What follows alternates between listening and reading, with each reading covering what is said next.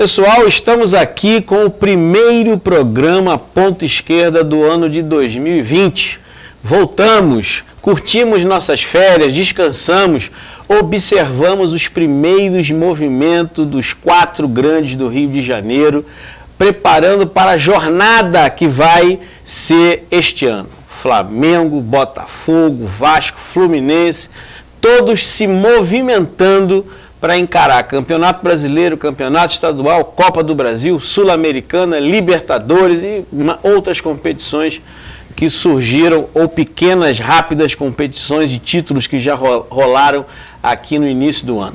Estou aqui com o Sérgio Farias, Sérgio Frias, membro do Conselho de Beneméritos do Clube de Regata Vasco da Gama, que está cheio de novidade, fresquinha sobre o desenvolvimento lá da política interna e da eleição do Vasco. Esse ano, 2020, vai ter eleição para presidente do Vasco. Estou aqui com o Marcelo Guilhom. Saudações. Flamenguista, e eu, que você já conhece, JC Madureira, aqui do programa Ponta Esquerda, vascaíno, obviamente, também. Aqui a gente não esconde qual time que a gente joga, aqui a gente vai para dentro. Lata. Na lata. Para começar, devagarzinho no sapatinho, nós vamos começar discutindo a decisão que os 4 clubes grandes do Rio de Janeiro tomaram no início de temporada de poupar o time principal em função da decisão do Flamengo na sua briga com a Rede Globo de televisão sobre o valor, sobre o Farm-Ri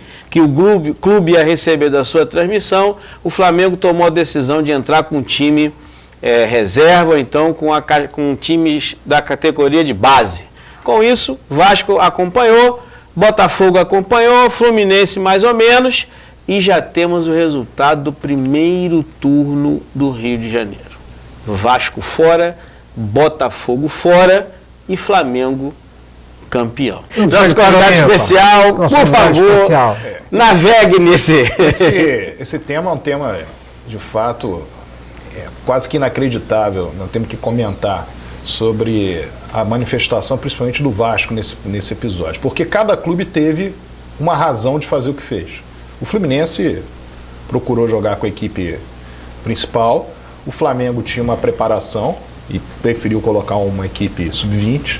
O Botafogo remontava o seu time, começou a remontar o seu time desde o final do ano passado, tomou a decisão, ia no meio da competição, a partir do meio pro final da Taça Guanabara, resolveu que atuaria com os jogadores principais, inclusive no clássico contra o Vasco, que venceu. E o Vasco toma uma atitude que dos 4 é a mais lamentável, porque o Vasco ele tinha a sua equipe praticamente a mesma do ano anterior, teve a sua pré-temporada, foi feita, o Vasco estreou contra o Bangu na primeira rodada, empatando, estreando o Germancano, que era a grande contratação que havia feito o Vasco, e vai para o segundo jogo contra o Flamengo, e ao invés de colocar o time principal e ter a vantagem técnica, evidentemente, de ter o time principal para jogar um clássico contra o seu rival, ele coloca um time de segunda linha dentro do que existe no elenco do Vasco, eu estou dizendo, não sobre a qualidade dos jogadores. E um time que nem é o time que estava disputando a Taça São Paulo de Juniores, nem era o time que jogara a partida contra o Bangu. Era um misto, o que fez com que, inclusive, o jogo, eu estive presente no jogo, o Flamengo tivesse até determinado momento do jogo, ou a partir de determinado momento do jogo, domínio da partida, porque o Flamengo estava mais entrosado. Então aquilo foi um erro homérico do Vasco. O Vasco perdeu uma partida que, na minha concepção, com o time principal ganharia, embora futebol você não possa prever o resultado, dizer categoricamente, mas havia uma grande possibilidade que o Vasco vencesse o jogo, e o Vasco teria uma possibilidade, em vencendo o Flamengo, de estar classificado para as semifinais da Taça Guanabara. E nós temos que entender que essa competição, ela premia, ela dá um valor em dinheiro, se você ganha a Taça Guanabara. E se você, nesta competição específica, ganhasse a Taça Guanabara, como aconteceu com o Flamengo, você já está na decisão do campeonato, diferentemente do que acontecera nos últimos anos, pelo regulamento do Campeonato Carioca. Então, foi um erro homérico do Vasco. Eu entendi que o Fluminense valorizou o campeonato, o Flamengo fez aquilo que ele, Flamengo, se propôs a fazer desde o início, o Botafogo criou uma estrutura. O Vasco foi tão mal em termos de estrutura que ele joga determinadas partidas do Campeonato Carioca contra equipes pequenas com seu time principal e joga para clássico com seu time um time alternativo, digamos assim. Então, foi um grande erro do Vasco e eu entendo que os outros clubes tiveram, cada um deles, uma justificativa. O Vasco não teve justificativa para fazer o que fez. Ele foi absolutamente desorganizado no decorrer da Taça Guanabara. E eu vou citar aqui uma questão, um lance que eu acabei falando em off. Essa história de você ter um time que está atuando com seus reservas e você ter a oportunidade de jogar com o time titular, você deve usar o seu time titular para vencer o jogo. Você deve se o time adversário te deu essa vantagem, você deve usar a vantagem. Então, o Vasco, em 1998, quando ganhou a Taça Libertadores da América, ele jogou na partida seguinte, que era no Campeonato Brasileiro contra o Flamengo, com seu time reserva, jogou com apenas um titular. E o Flamengo botou o time titular para ganhar o jogo. E há no futebol brasileiro, para aqueles que não sabem, uma oportunidade em que o Santos do Pelé jogava a Taça Libertadores da América, em 1965, e havia disputa concomitante do Torneio Rio São Paulo. No dia 31 de março, houve um jogo Palmeiras e Santos. O Santos não se preocupou com adiamento. Não, tudo bem, nós vamos jogar com o time reserva contra o Palmeiras. O Palmeiras ganhou de 7-1 do Santos. E com isso o Santos nunca mais fez a mesma coisa. Buscou pegar o seu rival, não dando essa oportunidade. Então o futebol deveria ensinar, a história do futebol deveria ensinar para os clubes, e o Vasco não aprendeu com aquilo que está dito na história do futebol brasileiro e mundial, e principalmente no próprio confronto com o Flamengo, que não levou o seu time reserva na disputa do Campeonato Brasileiro pós-Taça Libertadores de 98, porque queria, evidentemente, ganhar do Vasco. Pegando o gancho aqui do que o Sérgio levantou, me fica uma pulguinha atrás da orelha, né? Se o Flamengo, em tese, entrou com um time de categoria de base ou com um time alternativo, por que o Vasco abriu mão de disputar o título da Taça Guanabara? Porque um time que está em crise financeira, que está precisando de dinheiro, ganhar um título, chegar na final, é mais um recurso novo que chega no clube. Abriu mão por quê? Você me bota uma interrogação na cabeça. Afinal de contas, esta decisão que o Clube de Regatas Vasco da Gama tomou foi para ajudar quem mesmo? O Vasco ou o Flamengo?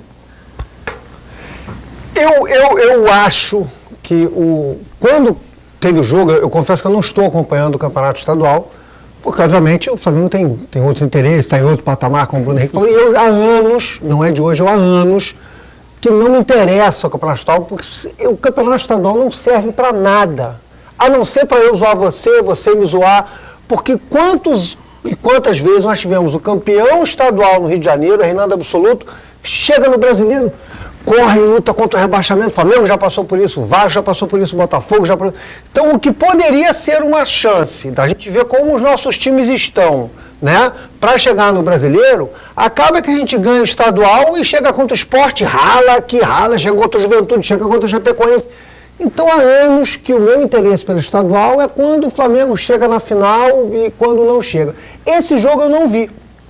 Esse Flamengo e Vasco, eu sabia que ia entrar. Eu achei que o Vasco ia entrar com o time titular e achei que a gente ia perder. Eu falei, vai ser uns 2, 3-0.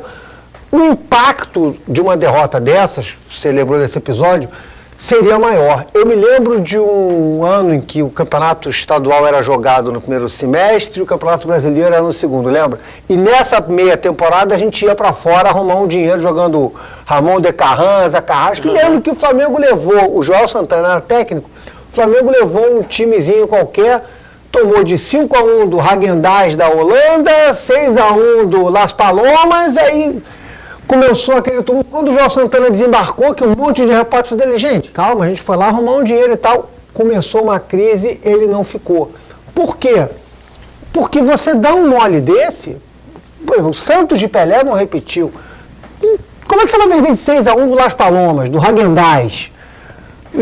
Fica aquela coisa, né? Então, achei estranho quando eu li no dia seguinte. O Abel disse que foi lindo e tal. Eu falei, tá brincando, é sacanagem, o cara não falou isso. E o Abel realmente falou, foi lindo. Pode até ter sido lindo. Você entrou com o time em reserva, um mistão, mas você não diz isso. Você não diria isso no Flamengo e Vasco. O meme do ano até o dia de hoje. Tá certo, foi lindo. Foi lindo, tá com figurinha no zap e tal. Pode até ser. Você pode até dizer, olha, nosso time jogou com garra. Eu lembro quando o Jaime era técnico do Flamengo, a gente entrou contra o Atlético Mineiro com um time em situação semelhante, perdemos de 1-0, já me disse, olha, pô, foi bacana, um time que treinou 20 minutos, perdeu de 1-0, pô, os meninos estão de parabéns, era o que eu tinha, coloquei. Se o Abel diz isso, ele diz, olha, gente, eu aproveitei que o Flamengo botou o time reserva e fui ver como é que eu vou ficar se machucar meus titulares. Então eu fui fazer um teste, estou satisfeito, os meninos brigaram e tal. Você não diz que foi lindo perder de 1-0 para o time, porque o torcedor do time recebe mal. Eu como flamenguista, falei, caraca, esse cara tá maluco. Eu imaginei o contrário, né? O Flamengo numa situação ruim, o cara estava fora do Flamengo no dia seguinte. Sim. Na sexta-feira. Uma coisa importante que você falou é que eu entendo que isso é muito de como você tem via imprensa e hoje muito via mídias sociais, essa questão da importância ou não do campeonato carioca. Durante muitos anos, desde os anos 50, os campeonatos cariocas poderiam valer menos, porque o campeonato carioca era disputado pelos clubes do Rio e havia uma competição que substituíra a competição entre seleções, que o Campeonato Brasileiro de Seleções foi substituído pelo Torneio Rio-São Paulo. A Taça Brasil, ok, era uma discussão porque poucos times disputavam, mas depois tem o Campeonato Brasileiro de 71. O Flamengo, por exemplo, ganhou o Campeonato Carioca de 1972, um campeonato que, jogo disputado no dia 7 de setembro, ganhou do Fluminense 2-1, Maracanã lotado, a torcida do Flamengo enlouquecido, ganhou. E o Flamengo não fez um grande campeonato brasileiro em 72. Isso aconteceu com o próprio Flamengo em 74, quando foi campeão carioca, mas foi mal no Campeonato Brasileiro, que no caso era disputado no primeiro semestre, como aconteceu com o Vasco em 1970, que já havia o torneio Roberto Gomes Pedrosa, o Vasco foi campeão estadual e foi lanterna no Campeonato Brasileiro. E isso não tinha a menor importância, porque o clima era de que a rivalidade estadual é importante. A rivalidade estadual, ela leva os torcedores a terem um contato com o futebol de muito mais paixão, de muito mais envolvimento. É importante para a criança que vê o clube ser campeão, levantar uma taça. Então, esse ponto que eu entendo que está sendo colocado hoje de uma maneira que o campeonato estadual, existem os que defendem que acabe, os que defendem que seja nesse modelo, mas é fundamental que se entenda o seguinte, é um título. Então, o torcedor do Flamengo, em 1999, 2000, 2001, vibrou muito. Eu vibrei muito, eu fui nas três finais. Não, sim, mas o que é normal, porque quem estava ponteando no futebol brasileiro em termos de elenco era o Vasco. Então, ganhar do Vasco e ser campeão estadual era o que fazia com que... E em 99, por exemplo, o Vasco tinha um time melhor que o Flamengo. Sim. Em 99, sim, 2000, não sei, 2001...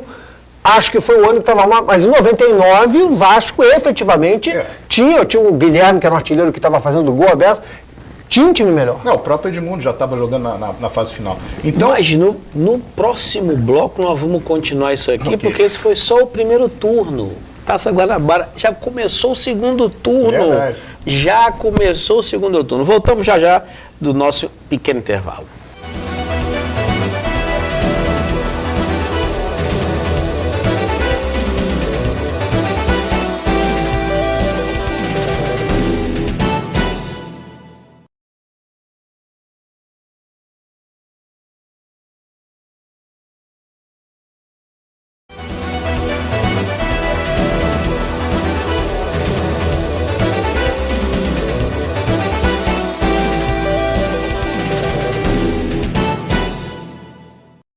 No primeiro bloco nós estávamos aqui conversando sobre primeiro turno, Vasco, Flamengo, Botafogo, a importância do campeonato estadual, e nós nem começamos a falar ainda sobre a primeira rodada do segundo turno, que deu dificuldade do Vasco ganhar do Resende, Botafogo suou, Fluminense foi, né, tranquilo, e o Flamengo. Foi um gol de virada. Né? Sim, foi. Eu tô dizendo, você não estou O fato concreto é o seguinte: 4-1. pela nova regra. Não, foi 1-0, 1-1, depois. Pela nova regra do campeonato estadual, o Sérgio lembrou bem aqui, quem ganhou a Taça Guanabara já está lá no. Já está na final. Já está na final. Ou seja, o segundo turno, que são 5 jogos, para decidir quem vai para a final do estadual. Para ver o playoff para né? Se o Flamengo não ganhar, o campeonato permite, o Flamengo ganhar o segundo turno, ele é campeão. Acabou. A não ser que tenha um clube que some mais pontos que ele. que tá difícil, né? Que não vai acontecer. Que tá difícil, né? Porque não há uma discrepância. Né? Aí o que acontece, senhores? Nós vamos começar um segundo turno com já a tendência, né, digamos assim, do quarto título tá aparecendo, né? Todos Quarto contra um. não, quinto. Porque se o Flamengo ganhar a Taça Rio, ele ganha a Taça Guanabara, a E, Taça Rio. exatamente, ou seja, 5 títulos só no início do ano. Mas eu quero chamar a atenção para uma coisa seguinte, além dessas amarguras da vida do futebol, né, uma coisa que eu quero perguntar para vocês. Óbvio que uma resposta eu já sei qual é. Eu olho para São Paulo, eu olho para Minas, eu olho para o Rio Grande do Sul, eu vejo que o grau de competitividade das equipes, ele é muito maior. A discrepância, até para aqueles clubes ditos em São Paulo, são clubes menores, mas mesmo os clubes menores em São Paulo, tem maior capacidade de competição que os outros clubes do Rio de Janeiro. Sem dúvida, né? Sem dúvida. Então acaba também que o campeonato estadual aqui no Rio de Janeiro fica muito embora, digamos aí, nos últimos, sei lá, vamos dizer assim, na última década aqui no estado do Rio de Janeiro, um time considerado pequeno chegou pelo menos na semifinal. Né? De memória aqui eu não consigo lembrar se chegou algum momento chegou alguma final. O Fluminense, eu não consigo lembrar. Acho que o Volta Redonda, estadual disputou. Eu fui nesse jogo. Então veja. Em 2002, Volta Redonda em 2005. Então imagina. No Madureira em 2006. Então, ou seja, nós tivemos aqui momentos, né, onde os pequenos conseguiram ser protagonistas, não pela evolução ou pelo fortalecimento das equipes, mas muito mais pela queda, né, das grandes equipes que não tinham não conseguiram montar grandes times, ou estavam em crise financeira e os times pequenos se organizaram, ou aquela velha tese de que a gente treinou mais cedo, começou a treinar mais cedo, mas ainda assim, né, a gente olha para São Paulo, os clubes que terminaram o Campeonato Brasileiro entraram de férias, voltaram, estão botando suas equipes, teoricamente, as titulares já do ano passado, pegaram um reforço ou outro, então aí estão jogando, estão colocando. Afinal de contas, qual é a saída para o futebol do estado do Rio de Janeiro? Não a saída para o Flamengo, para o Vasco, para o Botafogo, para o Fluminense. Qual a saída para o futebol do Rio de Janeiro? Para ele se fortalecer, para ele conseguir produzir mais, para ele elevar o nível do futebol das equipes do estado do Rio de Janeiro. Essa é uma pergunta que eu acho que a gente tem que começar a fazer. Mas quando você tem uma situação no futebol carioca, em que os clubes grandes eles desvalorizam o campeonato carioca. O campeonato carioca ele não necessariamente não leva a uma competição pelo fato da classificação, não ser a Série D do Campeonato Brasileiro. Esses clubes menores, em que você poderia ter investimentos, seja de empresários, seja de corporações, etc., até propriamente numa prefeitura, numa cidade, enfim, esses clubes acabam não tendo esse investimento, porque, bom, isso aqui não vale tanta coisa dentro dessa mesma lógica. Então, ele se enfraquece. O Campeonato Gaúcho, você tem os clubes do interior, o Juventude, o Caxias, não interessa, não vamos discutir hoje a qualidade, mas eles têm um interesse pelo Campeonato Gaúcho, como alguns clubes mineiros têm pelo Mineiro, como clubes de São Paulo têm pelo São Paulo. Você viu agora, recentemente, até o Atlético Mineiro eliminado por um clube que existe há muito pouco tempo, Pernambuco. Então, essa questão no futebol do Rio de Janeiro, quanto mais você desvaloriza o Campeonato do Rio de Janeiro, mais os clubes pequenos ficam menores. Então, essa tem sido uma lógica perversa com relação ao futebol. Eu não estou dizendo parte do torcedor. O Milhão deu uma opinião como torcedor, o meu sentimento como torcedor. Mas quem faz o futebol, que é a federação, que são os clubes, eles têm que olhar isso como algo que fortalecer o futebol do Rio de Janeiro é importante para todos os clubes, inclusive para os grandes. Porque você vai ter talentos que você vai poder pescar no mercado, clubes que vão poder ter investimento em base, essas questões todas que foram largadas para trás. Por que aconteceu de 2002, 2005, 2006? 2002 é um campeonato à parte, foi um campeonato refutado pela maioria da torcida. Mas 2005, 2006, Volta Redonda e Madureira chegarem. Não foi só o fato do Volta Redonda e Madureira chegarem na final. Uma equipe apenas grande chegou na final. E os clubes grandes foram metralhados pela imprensa na época, dizendo, mas peraí, vocês não estão conseguindo absorver nada em termos de campeonato brasileiro, todos fazem campanhas pífias no campeonato brasileiro, e não estão no campeonato estadual conseguindo ganhar os títulos. E isso foi muito criticado na época. Houve depois, nos anos subsequentes, que foi aquela sequência que o Flamengo fez do Botafogo, 2007, com o Campeonato Carioca voltando a ter um peso, voltando. E isso foi muito bom para quê? Para o futebol carioca. Resultado, o Campeonato Carioca de 2007 foi um campeonato muito melhor disputado. A performance dos clubes no ano de 2007, Vasco, Flamengo, Fluminense, Botafogo, foi muito boa, todos eles. Eles ficaram ali entre os 10 primeiros no Campeonato Brasileiro. O Flamengo, 3 anos depois, ganhou o tricampeonato e foi campeão brasileiro.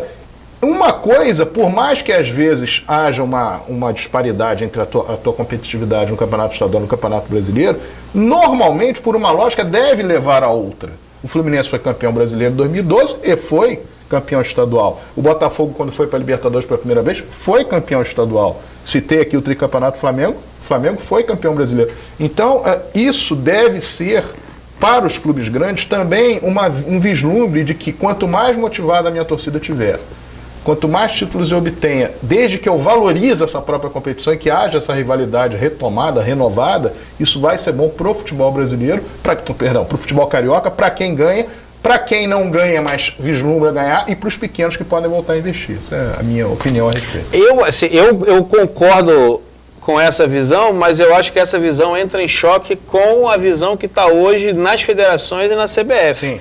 Que é um movimento, a lógica do argumento dele é uma lógica de ampliação, né? Fortalecimento para baixo para erguer o conjunto do futebol brasileiro.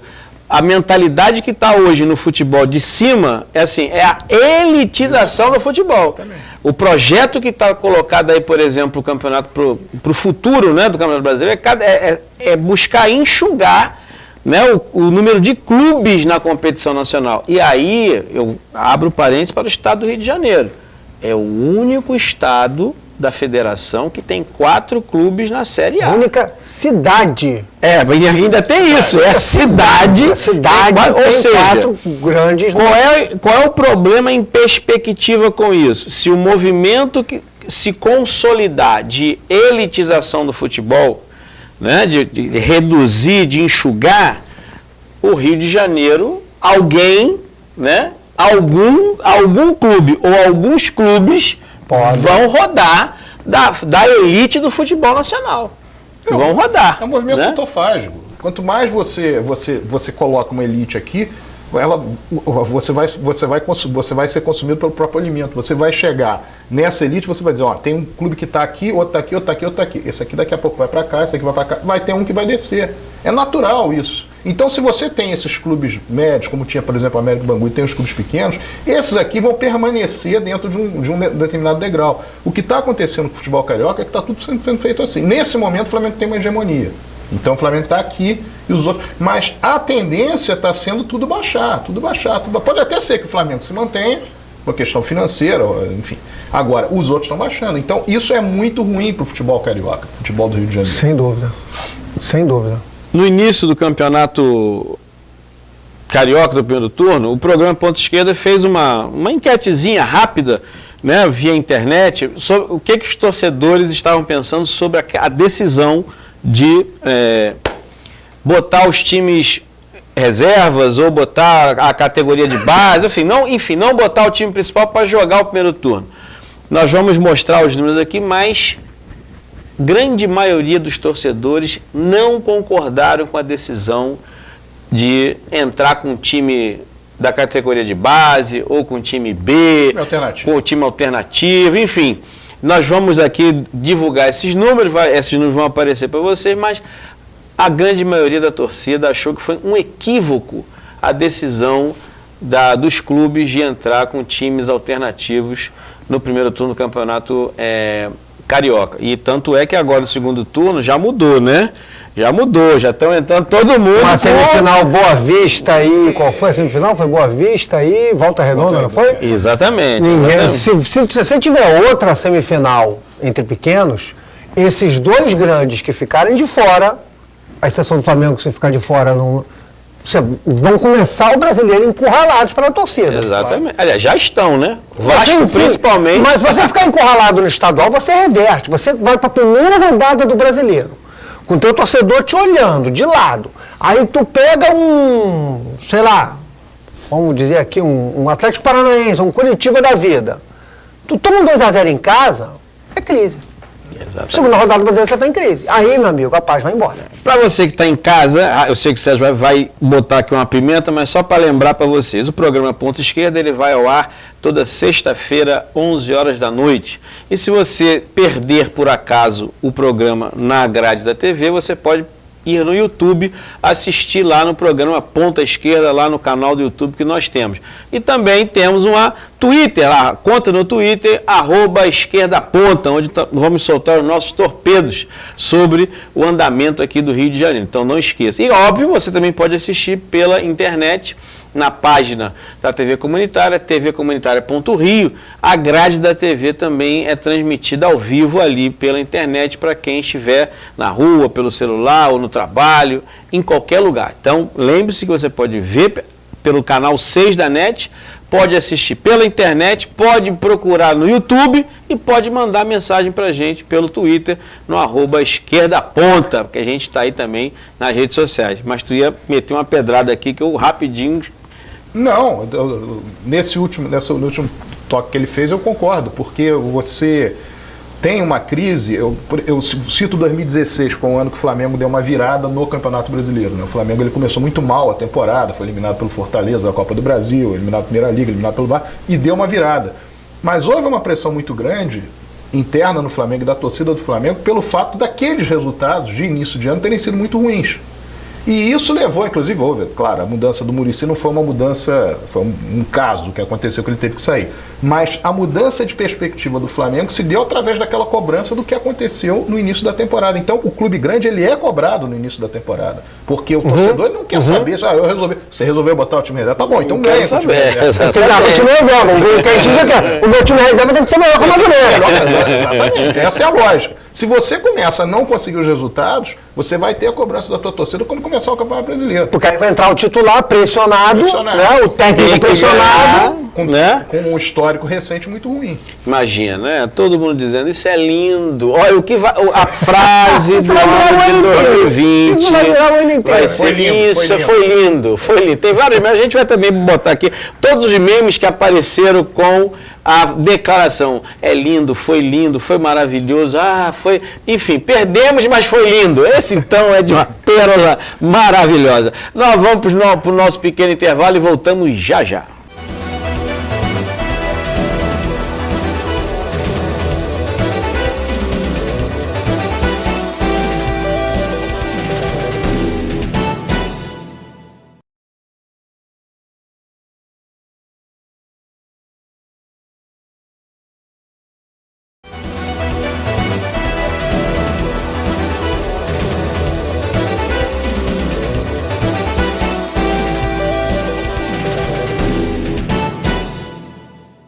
Nesse terceiro bloco, nós vamos invadir a área das competições nacionais e internacionais. Taça Libertadores já começou, Copa do Brasil já começou, o calendário do Brasileirão 2020 já foi divulgado, já temos aí a tabela de jogos para o campeonato desse ano. E também, óbvio, já começam as preocupações, né? Eu, pelo menos, não tem jeito. Eu tenho que falar que o primeiro jogo do Vasco é contra o Palmeiras. Em São Paulo. Lá, né? Vai ser o Pô Fechou, que estava com o Vasco no final do ano, né? Agora no Palmeiras. E a gente, pelo menos até o momento... o Vasco estará com o Abelão, né? O Vasco estará com o Abelão no banco do técnico, embora surgiu a notícia aí dos bastidores, que eu não sei se é verdade, que alguém estava querendo contratar o Abel, e não era nada mais, nada menos, acho que era o Santos que estava querendo contratar o Abel. Eu botei um comentáriozinho assim, quase rezando, eu falei, tomara que dê certo, mas não sei se é verdade, mas está enrolando aí. Acho que se isso é verdade, acabou com a bela estreia do Santos, com o dedo do técnico na virada contra o fraco. Mas calma, galera do Flamengo, o nosso português é melhor que o português dos outros.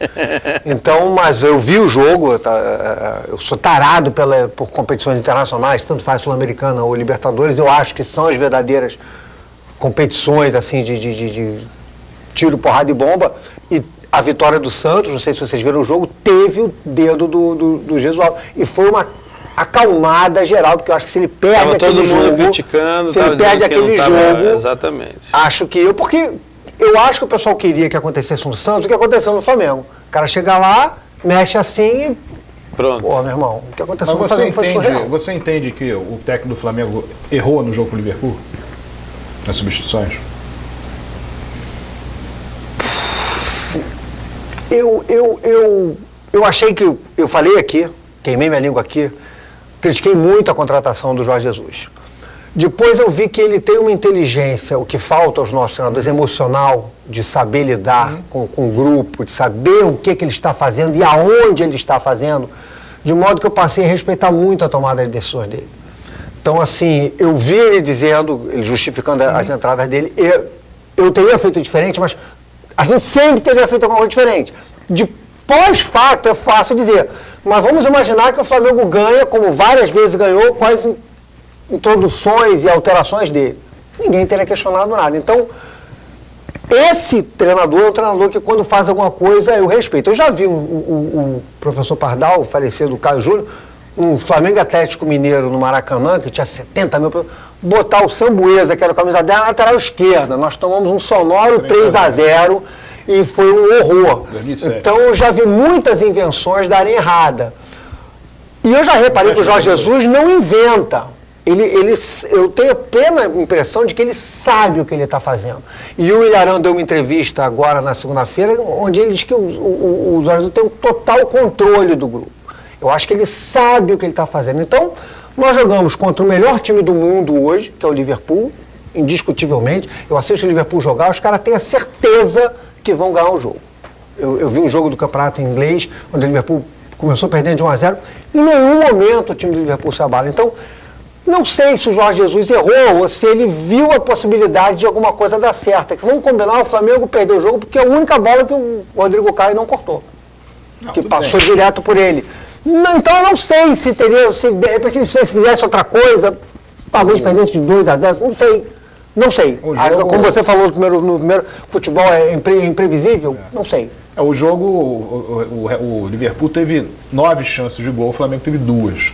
Mas as 9 chances de gol do cara chutar para gol e perder o gol, mas elas ocorrem muito mais depois das substituições, porque o Liverpool ele começa muito bem o jogo no primeiro tempo, o Flamengo territorialmente domina no primeiro tempo, surpreendentemente até, e o Liverpool, nessa mesma toada que você está dizendo, parece que ele sabe que vai ganhar o jogo, então você pode ficar com a posse de bola, que daqui a pouco eu vou... Tudo bem. Começa o segundo tempo, o Liverpool também, né, chuta uma bola, o Firmino chuta uma bola na trave, o Flamengo tenta voltar a fazer o que fez no primeiro tempo e as substituições inibem esse mesmo volume de jogo. Aí o Liverpool começa, de fato, podia ter ganho o jogo no final do jogo, no tempo normal, na prorrogação.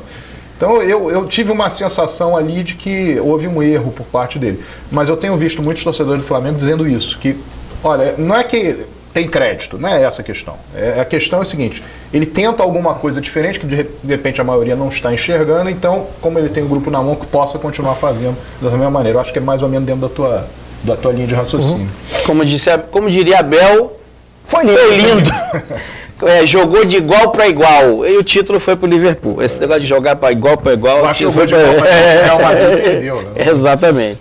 Mas veja, no Campeonato Brasileiro, que eu quero, para a gente aqui não fugir desse assunto, que eu acho que é a grande questão que a gente precisa tratar e que se refletiu no Campeonato Carioca, aqui Campeonato Estadual, que é justamente a questão do seguinte: as negociações com relação às cotas que os clubes vão receber pela transmissão dos jogos e as negociações do mando de campo. São duas questões que hoje estão objetivamente no pano de fundo das decisões do Campeonato Brasileiro, que a gente precisa desnudar. Ano passado teve o Palmeiras, a Globo ficou com o Palmeiras ali numa negociação, né? Acho que foi quase o primeiro turno inteiro do Campeonato Brasileiro, não se transmitia o jogo do Palmeiras porque não tinha chegado a um acordo com relação à cota do clube. E também começou aquela coisa da venda do mando de campo como forma de também entrar dinheiro novo, arrecadar. Pequenos, né? Para arrecadar, entrar dinheiro novo nos clubes. Ponto. E hoje parece que nesse ano nós vamos substituir o personagem, não é o Palmeiras, é o Flamengo, mas o Flamengo já jogou pesado aqui no Rio, está jogando pesado nacionalmente e anuncia uma parceria com a Amazon, né? E isso aí, obviamente, vai dar chabu no campeonato, na transmissão do Campeonato Brasileiro. Mais ainda. Vai mexer com as cotas de todos os clubes do Campeonato Brasileiro. Então, vamos ter aí uma... E, claro, a formação, eu não podia esquecer, os clubes anunciaram a formação, uma nova liga. Já falaram, é o antigo Clube dos 13. Eu falei assim, eu não sei se é a mesma coisa não, mas anunciou a liga aí para negociar, né? Do aspecto organizacional. Exatamente. Você vai organizar um campeonato é uma coisa, se você vai organizar um grupo de clubes para receber cota de TV, para fazer determinadas ações. Que já existiu, né? Isso aí é outra coisa. Em relação ao Flamengo, o Flamengo está sob contrato no Campeonato Brasileiro. Sim. Não é estadual é outra coisa. É diferente do Campeonato Estadual. O Flamengo no Campeonato Estadual ele pode fazer qualquer movimento, uma vez que ele não tem um contrato. No Campeonato Brasileiro ele tem um contrato. Agora, evidentemente, com esse novo patrocínio, pode haver uma coisa muito maior do que efetivamente só o patrocínio. Né, a questão hoje é a seguinte, quanto custa quebrar o contrato? Pois é. Se eu chegar para a Amazon e dizer, eu vendo para você, paga a multa, você transmite meus jogos. Que a Amazon hoje faz isso. E a Amazon disse, pô, tá aí. E o Flamengo hoje tem uma marca começando a se projetar muito fortemente fora do Brasil, né? Se a Amazon vê uma possibilidade dela, a Amazon, que também não tem tradição no futebol, entrar, vai chegar a Globo, tá aqui a multa, tchau e benção. Que hoje, no Flamengo, infelizmente, o outro lado da moeda, tudo é dinheiro. Se você for no Maracanã, você torcedor que frequenta o Maracanã, você não vê mais preto, pobre e desdentado no Maracanã. Maracanã, em jogos do Flamengo, está embranquecido. Houve uma aquele foto torcedor emblemática que apareceu eu lembro dessa foto, uns anos atrás, um negro, né? Um torcedor raiz. No meio de uma multidão. Cara, isso pra mim é surreal. Eu frequentava geral, eu ia de geral, arquibancada, torcida organizada. E você hoje vai no Maracanã. Primeiro, estragaram o Maracanã. Não é que eu seja contra a remodelação de estádio, não é que você seja contra, você seja antigo. Né? Tudo bem, o Maracanã de cimento era bacana. Depois botaram as cadeiras, houve uma negociação do Chiquinho da Mangueira com as torcidas organizadas, preservou o estádio. Aí você tirou o pessoal que não queria torcida organizada, ficou legal, porque quem queria bagunça ia na verde, quem não queria bagunça ia na amarela e quem queria ficar na light ia na branca. Legal, bacana, preserva o meu espaço. O Maracanã foi construído em 1950 para caber a sociedade brasileira. Então você tinha os mais pobres na geral, milionários na cadeira especial, né? Aquele lugar horroroso que a gente concorda, cadeira azul.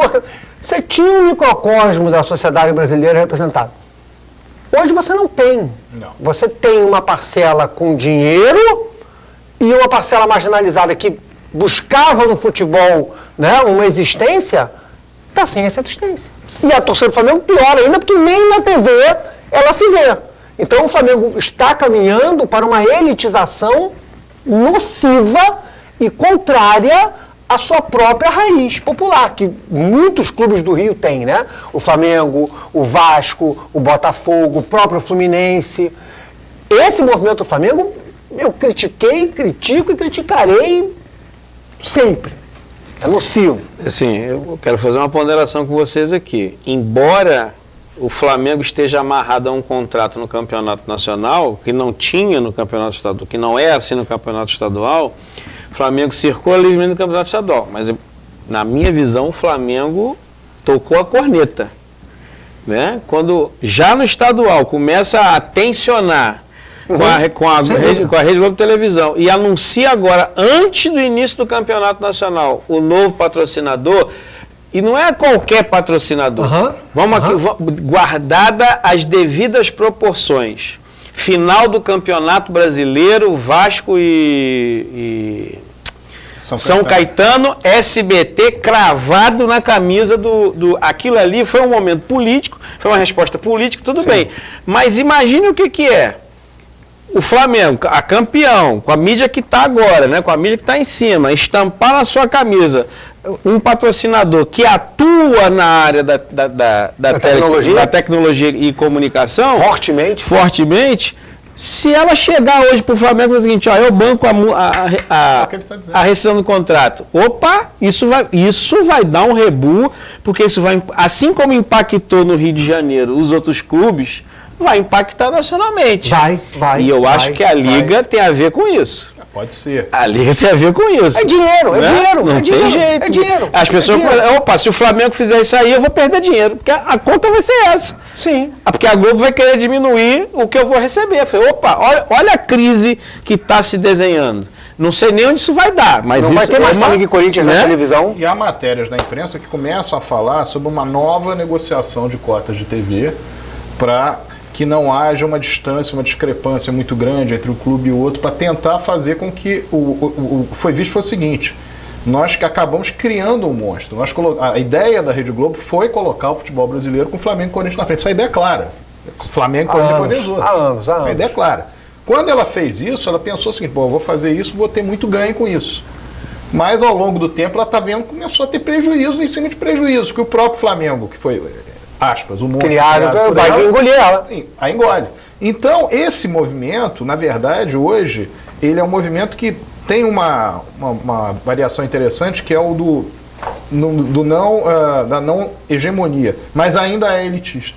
Porque os clubes que querem se adequar ao movimento, eles querem também se fechar, se não são 2, são 8, são 10, como é uma coisa que acontece desde os clubes dos 13, há uma iminência de elitização em cima de elitização, apenas com a discussão de quem é que vai ficar com tal parte da fatia do bolo. O futebol brasileiro, ele tem tido uma série de problemas que diz respeito ao seu fomento, à sua possibilidade de ganhos, de vitórias, de manutenção de interesse, porque ele está cada dia mais se elitizando. Os movimentos são todos de elitização, inclusive dos clubes que querem, não, vamos modelar, mas vamos modelar aqui, nós 8, nós 7, nós 9, nós 10.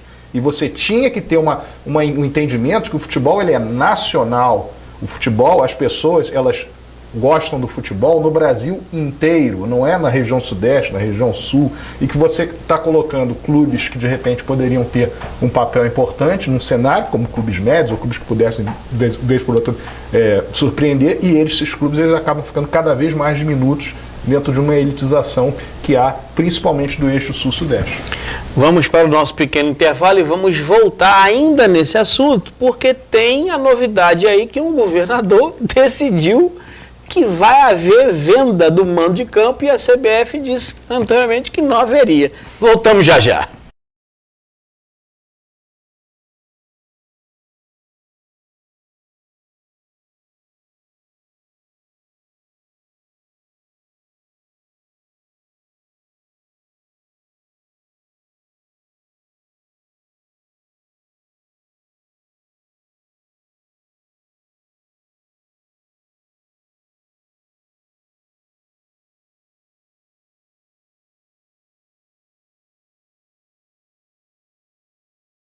Para você não esquecer, na nossa volta para o último bloco, no Twitter, @esquerdaponta, no YouTube, programa.esquerda, na grade da TV comunitária da internet, tvcomunitaria.rio, você pode assistir a TV, e na televisão, NET, canal 6 da NET, toda sexta-feira, 11 horas da noite, você vê o programa Ponta Esquerda.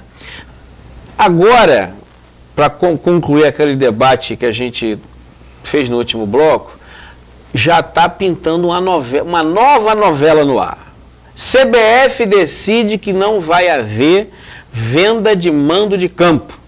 O governador de Brasília determinou que vai ter venda de mando de campo. Não me acusem de estar perseguindo ninguém, mas entenda, qual é o clube que mais estava indo jogar em Brasília? Flamengo.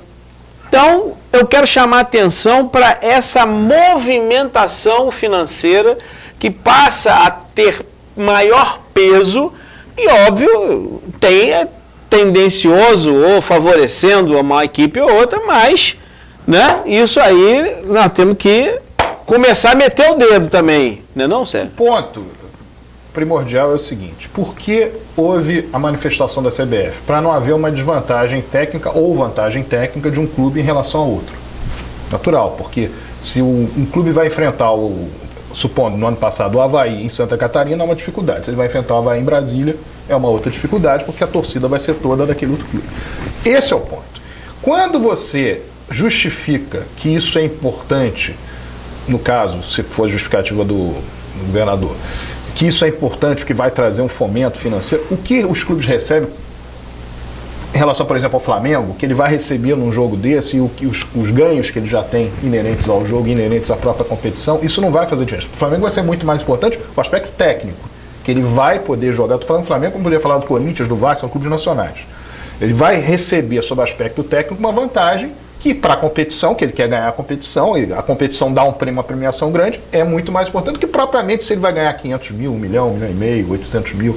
Então, na verdade, a ideia da CBF foi fazer com que isso acabasse para não trazer um desequilíbrio técnico no campeonato. E a manifestação do governador, ela acaba levando alguns clubes a terem essa vantagem. Por exemplo, o Atlético Mineiro dificilmente vai ter essa vantagem. O Grêmio dificilmente vai ter essa vantagem. O Flamengo, o Vasco, o Corinthians podem ter. São clubes nacionais. Então, na verdade, ele está deixando que esse desequilíbrio possa continuar. Isso é perigoso em relação ao campeonato, e eu entendo que a medida da CBF ela era acertada, porque você não pode, depois de um determinado momento, deixar que haja essa discrepância. Mas ela poderia ter um óbice. Se for um clássico estadual, ok. Se os dois clubes quiserem jogar em Brasília, em Manaus... Ou limitar, olha, você pode 3. Ou então fazer uma limitação, cada um pode tanto. Agora, da forma como foi feito, ficou muito solto. Favorecido, diga aí. Vamos lembrar, por exemplo, que quando o Flamengo foi campeão em 2009, já que você falou Avaí, o Flamengo já sob o comando do Andrade tomou de 3-0 do Avaí na ressacada. Então, claramente, quem vende, né? Se eu sou o Avaí, eu vou vender para quem quer ver o Flamengo jogar, que não é de Santa Catarina. Vou arrumar um em Santa Catarina, eu ia arrumar o quê? 300 mil? O cara de Brasília está me acenando com 1 milhão, com 600 mil, eu vendo para lá. E aí, claro, o Flamengo deixa de ter aquela dificuldade de jogar com a torcida contra e passa a jogar, em vez de mandar 18 jogos, manda 26. E aí entra em conflito com o Vasco, que vai ter 18. 18 jogos da torcida a favor. Eu estive em Maceió, nas férias do ano passado, e as pessoas reclamavam muito da postura do CSA, que o primeiro jogo que o CSA vendeu foi contra o Flamengo. Ele vendeu para o Brasil e dizer, pô, o CSA tá, o Palmeiras veio aqui e não ganhou, o Santos veio aqui e não ganhou. E o CSA vende o jogo para o Flamengo, e o CSA está brigando para não cair. Então o raciocínio era esse, poxa, nós não podemos vender os jogos, mesmo que vá dar um pequeno lucro, onde a gente consiga alguma coisa. Onde a gente pode conseguir os pontos para não cair.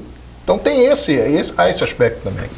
Você que está em casa, volto a dizer, estamos apenas começando a enfiar o dedinho na ferida, mas o tema está aí. Sérgio polido, como sempre é, né? Davi, a questão da CBF, ainda não está tudo, né? Mas, né? Vamos entender o que está por trás dos interesses negociais, porque nós temos que entender o que está acontecendo aí nessa história, né? Bom, nós vamos reservar agora nesse final do programa, obviamente, dos clubes do Rio de Janeiro.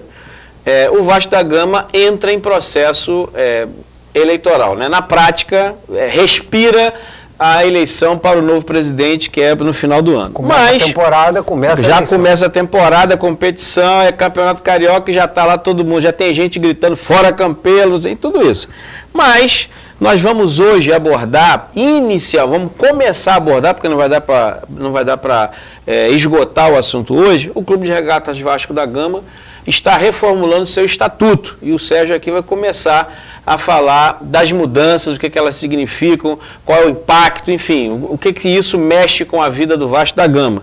Mas eu quero começar também soltando para vocês aqui o seguinte: o programa Ponto Esquerda, no final do ano, fez uma pesquisa junto com o Instituto de Sociologia do Estado do Rio de Janeiro com os nomes que estavam sendo ventilados para presidente do Vasco. Entre eles está Luiz Fernandes, o Bran, Levenciano, Edmundo, o próprio Sérgio Frias apareceu na pesquisa, Campelo e nenhum ou está em análise. De todos esses nomes, vou cantar a pedra para vocês aqui o seguinte. O Bran apareceu com 38% de intenção. O Luiz Fernandes apareceu com 38% de intenção. O Levenciano apareceu com 3% de intenção. O Edmundo apareceu com 3% de intenção. O Campelo apareceu com 3% de intenção. Caramba! Nenhum dos candidatos apareceu com também 3% de intenção. A dúvida, né? O cara que não se manifestou, é isso que você está dizendo? O cara que não votaria em nenhum. Não votaria em nenhum. Nenhum. Está analisando ainda 8%. Isso foi no final do ano, né? A pergunta é, eu votaria em quem? E a pergunta, eu não votaria, né? Aparece aqui em primeiro lugar Campelo com 33%. Em segundo lugar aparece o Bran com 26%. Em terceiro lugar aparece com 13%, aparece o Euriquinho e, pelas cores aqui apresentadas, aparece o não sei. Né? Essa pesquisa aqui seria não votaria em hipótese nenhuma. Então, o Luiz Fernandes aqui aparece apenas com 3%, ou seja, em hipótese nenhuma votaria Luiz Fernandes, apenas 3%. Essa pesquisa foi realizada no final de 2019, nós já estamos organizando uma nova pesquisa com esses nomes, com os nomes que estão aparecendo aí na roda, estão surgindo, e nós vamos nos próximos programas apresentar essa pesquisa. Hoje aqui o gráfico vai ser projetado para vocês vão ter uma noção, mas aqui, nesse contexto, o nosso amigo Sérgio, que participou da discussão da reforma do Estatuto e influente também na política interna do Vasco, vai aqui dar suas primeiras informações sobre a reforma de Estatuto do Vasco da Gama. Primeiro, deixar claro para o público que a reforma do Estatuto do Vasco ela foi aprovada no Conselho Deliberativo, ela vai à Assembleia Geral e a Assembleia Geral ela ratifica ou não aquilo que o Conselho Deliberativo do Vasco aprovou. Nós tivemos o entendimento de que todas as partes, todos os grupos políticos do Vasco abriram mão de alguma coisa para que a reforma pudesse sair, não contentando 100% a todo mundo, mas contentando 90%, 80%, a esmagadora maioria dos que estavam lá querendo mudanças de fato no Estatuto do Clube. A nossa preocupação, enquanto grupo, eu vou falar especificamente do meu grupo do Casaca, era uma preocupação de fazer com que não houvesse uma elitização do clube. Então, que os preços fossem populares, no caso, para você entrar de sócio, que você mantivesse o período de 1 ano de associação para que pudesse votar, que é uma forma de você oxigenar o quadro social, para que você tivesse uma forma mais tranquila do associado entrar no quadro social, para não acontecer o que ocorreu no ano passado, que o presidente do clube se acha no direito de barrar sócio. Então, a partir de agora, você assina lá um determinado documento, coloca os seus dados, entra de sócio e você não precisa ter o aval, do aval, enfim, do presidente do clube para isso. Houve também uma preocupação nossa com relação ao respeito às tradições do Vasco, respeito aos conselhos do Vasco, ao Conselho de Benemédios do Vasco, respeito ao próprio Conselho Deliberativo do Vasco, dando oportunidade ao Conselho Deliberativo do Vasco tenha uma possibilidade de definir situações que não fiquem só a cargo do presidente do clube. E que houvesse também um capítulo de gestão temerária, ou seja, para que o mau gestor, o gestor temerário, ele possa efetivamente ser punido, que o Estatuto atual não permite. Isso também, de certa forma, é uma evolução para um clube que tem toda uma responsabilidade para quem o gere no que diz respeito à massa de torcedores, à própria instituição e os problemas inerentes a você fazer uma má gestão, criar uma dívida monumental, como aconteceu no período do MUV no Vasco entre 2008 e 2014, em que a dívida do Vasco foi simplesmente triplicada em 6 anos e as consequências elas duram décadas, ou mais de uma década, ou décadas. Então, houve essa preocupação e, de fato, aquilo foi resolvido. Particularmente, não gostei. Eu entendi que a eleição direta é uma boa, você pode fazer eleição direta, mas deveria haver uma prerrogativa para que a pessoa pudesse ser candidatar a presidente do clube. Que ela tivesse pelo menos um mandato no Conselho Deliberativo. Ou seja, que ela conhecesse. Porque você pode ser sócio do clube, não ir ao clube e, de repente, 6 anos depois, por uma injunção financeira, econômica, você se adequa a um grande grupo econômico e você vai para ser presidente do clube. Você pode ganhar a eleição e você não conhece nada do clube. Então, que você tivesse pelo menos um mandato de conselho deliberativo. Fosse elegível e tivesse um mandato de conselho deliberativo. Isso não passou, ficou 6 anos para que a pessoa possa ser de conselheiro a presidente do clube. Ou seja, ela pode tanto se candidatar para ter um cargo de conselheiro, como pode se candidatar a ter um cargo de presidente do clube. Mas, por outro lado, a elitização que se avizinhava, que era de 3 anos para a pessoa poder votar, voltou ao estado natural, ao estado anterior, que é de 1 ano apenas. E isso, como eu disse, oxigena o quadro social do Vasco. Então, eu acredito que tenha havido uma melhora muito grande. Poderia haver uma ou outra coisa a mais. O Luiz Manuel Fernandes, deu uma sugestão que era ótima para que os associados de fora do Rio de Janeiro pudessem vir a votar nessas eleições através da criação de pontos de votação nas regiões, nas demais regiões do Brasil, região Nordeste, região Norte, Centro-Oeste, Sul, enfim, e que houvesse então essa possibilidade e que eles pudessem participar do pleito. Inclusive com a possibilidade até, se a Justiça Eleitoral aceitar, de que houvesse urna eletrônica, a possibilidade da urna eletrônica. Infelizmente, por falta de quórum, essa medida não passou. E eu pretendo, na próxima semana, já com alguns contatos que eu tenho feito a respeito dessa questão do estatuto, falar mais abrangentemente sobre o tema. Então, veja, óbvio, o flamenguista vai querer opinar sobre a eleição do Vasco, evidentemente, né?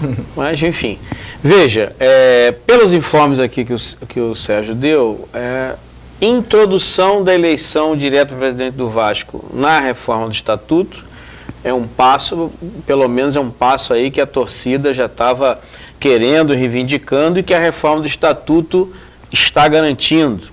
A questão da gestão temerária, como o Sérgio levantou, então veja, é preciso a gente discutir efetivamente, ou seja, às vezes as pessoas acham que discutir a reforma do estatuto não é importante, né? Mas na verdade é importante o seguinte: o estatuto define a vida, a dinâmica do clube, o acesso aos poderes do clube, o acesso à vida do clube. Quem pode ser sócio, como é que pode exercer seu direito. Então, discutir o estatuto pode ser chato, mas é uma forma de democratizar, né? Você pode ter apenas alguns discutindo e você pode ter uma maioria, um maior número de pessoas debatendo, pelo menos tomando conhecimento do que significa.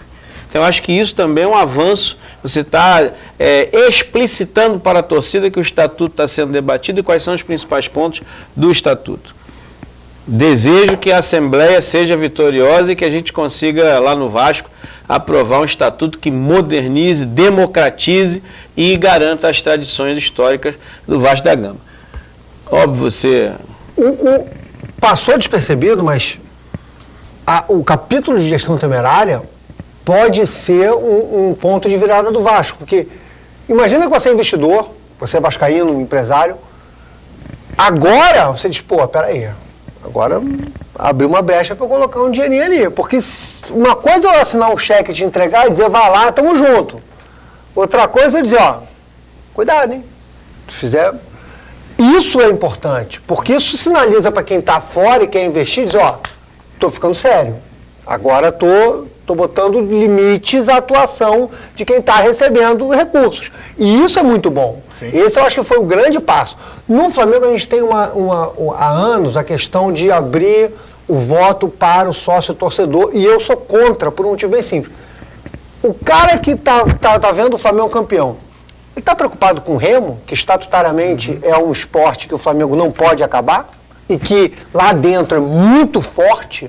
O pessoal do remo tem um poder aparentemente desproporcional em questão de poder interno, mas lá dentro você perdeu isso não chega até a mídia, mas há uma briga Flamengo e Vasco no remo muito forte, né? O Vasco trouxe uns cubanos, o Flamengo foi lá e trouxe uns cubanos. Flamengo e Vasco brigam muito no remo, clube de regatas Vasco da Gama, clube de regatas... Essa questão do remo nos nossos clubes não morreu. Então o embate que o torcedor, essa rivalidade do estadual que não existe no futebol, ou está muito despercebida, no Remo ela é fortíssima. Então, essa discussão que eu acho interessante do Vasco, de se o sócio que está fora... Será que o sócio que está fora está acompanhando as questões internas de clube, social? Eu vejo com muito cuidado, não tem uma posição, no sócio-torcedor eu sou contra, mas será que o cara que está no Acre e não frequenta a sede social tem noção do que é? Não, e tem uma coisa, o sócio-torcedor, ele tem uma diferença do sócio-estatutário, que o sócio-estatutário tem direitos e deveres, o sócio-torcedor ele tem o direito de ir aos jogos. Então, nem isso, que não tomaram meu direito, tá? Não tomaram meu direito. Aguarde, Flamengo, que eu vou processá-los. Então, gente, vocês que estão em casa aí acompanhando o programa Ponto Esquerda, primeiro programa do ano de 2020, vocês já perceberam quais são os eixos que nós vamos abordar ao longo do ano, porque tem muita novidade, muita coisa aparecendo para o público, né, nessa questão das negociações, transmissão, direito de transmissão, direito de meio de campo, tudo isso envolve recurso, envolve investimento, envolve também a discussão de onde vem tanto dinheiro num período de crise econômica internacional e nacional. De onde vem tanto dinheiro? Tem alguma coisa rolando por aí, cabeças vão rolar. Mas não esqueça, @esquerdaponta, programa, canal no YouTube, programa Ponto Esquerda, TV Comunitária.rio, na internet, canal 6 da NET, sexta-feira, 11 horas, programa Ponto Esquerda. Nós vamos aqui continuar acompanhando os cariocas, acompanhando as competições e, óbvio, vamos dar sequência aqui na questão da reforma do Estatuto do Vasco, das eleições do Vasco, e desde já deixar claro para todos aqueles que estão interessados a disputar a presidência do Vasco da Gama, que queiram participar do programa, que queiram vir aqui botar a sua opinião, o programa está de portas abertas. Quer vir aqui até questionar o que foi dito aqui, o programa está de portas abertas para o amplo debate, para contribuir para todos os vascaínos e qualquer outra torcida sobre o que acontece no futebol do Rio de Janeiro. Obrigado, Sérgio. Obrigado, Marcelo. Tamo junto. Tamo junto. Primeiro programa do ano. Bola pra frente.